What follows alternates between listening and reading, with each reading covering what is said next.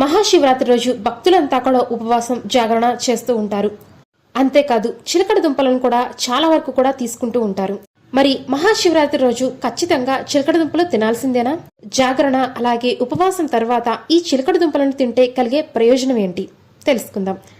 భక్తులు మహాశివరాత్రి రోజు ఉపవాసం మరియు జాగరణ విరమించుకున్న తరువాత చిలకడ దుంపలను ఆహారంలో తీసుకుంటారు.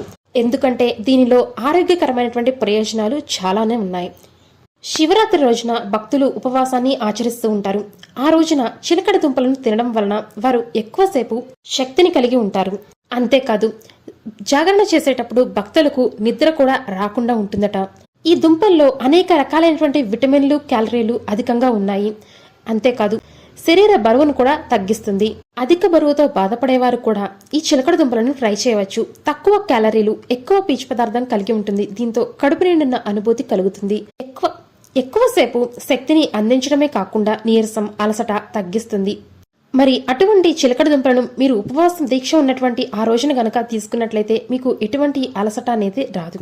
అంతేకాకుండా మీ శరీరానికి తక్షణ శక్తిని కలిగిస్తుంది. కాబట్టి ఈ దుంపలను మీ యొక్క ఆహారంలో భాగంగా చేర్చుకున్నట్లయితే ఆ పరమేశ్వరుడి యొక్క అనుగ్రహం అలాగే మీకు మంచి ఆరోగ్యము ఉంటుంది.